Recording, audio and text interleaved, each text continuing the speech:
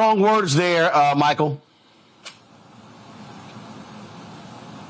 Yes, they were strong words, Roland. And, you know, this is something that didn't have to happen. This is another scandal dealing with Trump, on top of flip-flopping on campaign issues, things of this nature. But, you know, there's a piece from NBCnews.com that talks about the Army says a Trump aide, quote, abruptly pushed aside an Arlington National Cemetery employee. And then the Trump campaign put out that the employee had some type of mental issue or something like that as well. We know the employee doesn't want to press charges, but this is utilizing dead soldiers, okay, for the purpose to promote the Trump campaign. Because they shot video. Now, they didn't just take pictures. They also shot video there as well. And they're using this as part of the Trump campaign. So this is and this is from a president who got 5 deferments, OK, who nobody in his family has ever served in the military. And this is somebody who doesn't understand the sacrifice that those who serve in the military make, their families make, and those who give the ultimate price make as well, regardless of whether you agree with the mission or the war, anything like that. So this is another example why he can never become president again. Donald Trump, speaking of being an ass, made an ass of himself at Arlington National Cemetery earlier this week after they bum rushed a staffer there, then later called her mentally unstable. They've been criticized by a lot of veterans. The U.S. Army had to come out with a strong statement of rebuke of Trump's staffers. Well, the folks at Vote Vets, they were not happy at all by any of this. They dropped this ad. We've got Trump on the run, scared. His insults about service members catching up with him. He's panicked. Losers and suckers, he called us, confirmed. Refusing to be seen with wounded warriors because it makes him queasy. Refusing to salute the fallen of World War I because he, quote, doesn't understand what was in it for them. Because he was afraid his dye job might run in the rain faster than he ran to a quack doctor when the draft board called his number. Comparing his sexploitations with the likes of Jeffrey Epstein to the sacrifice of those who went in his place to Vietnam. Now, maybe the greatest insult of all, turning a military cemetery visit into a political stunt with cameras in tow. In Section 60, one of the most hallowed acres of all, and when an Army civilian official told them they were breaking federal law that bans politics and campaign cameras, Trump thugs verbally and physically assaulted her. Disgusting. Donald Trump, the grave markers veterans and military families drop a knee to, are not your political props. They represent the heroes we served alongside, men and women you could never measure up to, friends who lived and died by the oath we all swore to uphold. Something you will never understand, and why we're doing our damnedest to make sure no service member ever has to salute you as Commander-in-Chief ever again.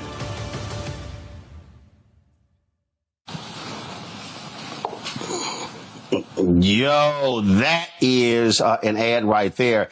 Major General retired Paul Eaton also talked to Vote Vets, and man, he did not hold back when it came to Donald Trump. Y'all, check this out. Ladies and gentlemen, this is Paul Eaton, Major General of the United States Army, retired. Every year, my wife and I pay our respects to the fallen in Arlington National Cemetery. Some were killed in action. Some have died of natural causes. It's a very emotive time for us. My father, Colonel Norman Eaton, and his co-pilot, Lieutenant Colonel Paul Getchell, commingled remains are in Section 60. The remains of Lieutenant Ken Ballard, dear son of a close friend, Karen Meredith, are in Section 60. We have stood next to people crying, paying their respects to their sons, daughters, fathers. It's a very emotive event. To see a former president mugging for the camera should never, ever be Commander-in-Chief again for the Armed Forces of the United States. ever disgusting performance by former President Donald Trump. Thank you. Strong words there, Michael.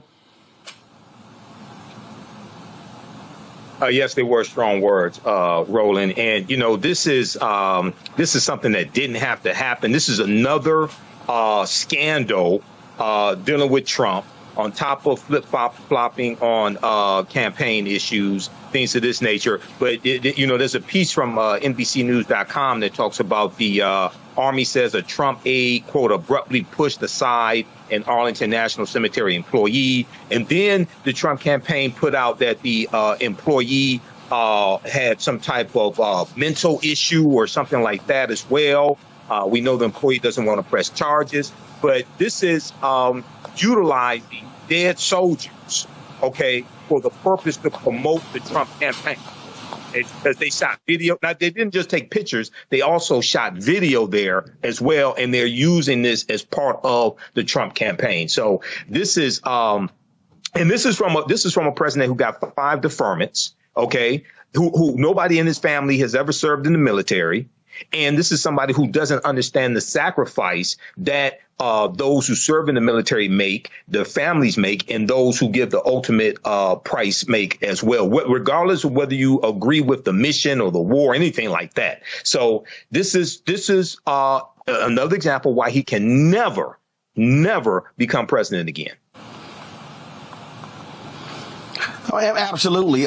In a moment, I'm going to play for y'all this almost 8-minute video that they put together. And let me tell you something. It is a strong video. It's a strong video, Kelly, because they also lay out what will happen when it comes to Project 2025.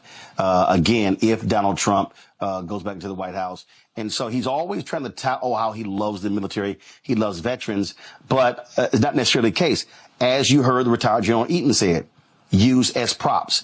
And so people need to understand the dangers that are in place if this, frankly, wannabe dictator, this just moral degenerate is back in the Oval Office.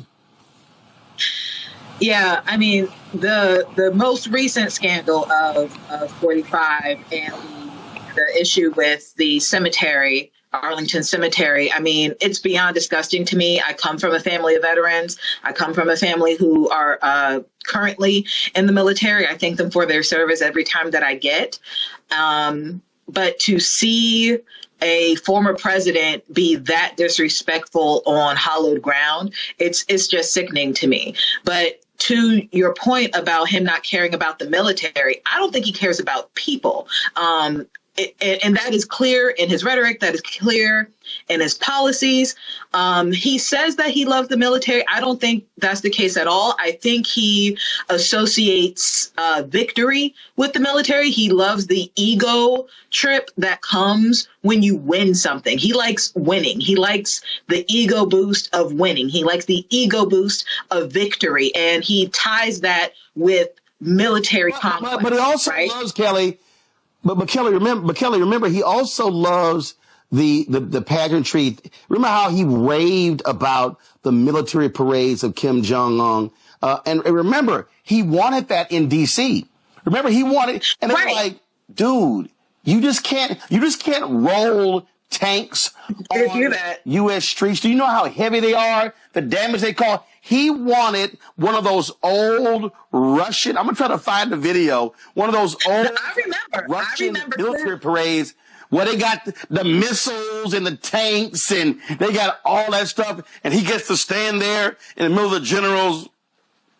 That's what he wants. Dictators do. That's what dictators do. But all of that is, but my point to that, Roland, you're right about what he wants and what he said he wanted, but all of that is tied to ego.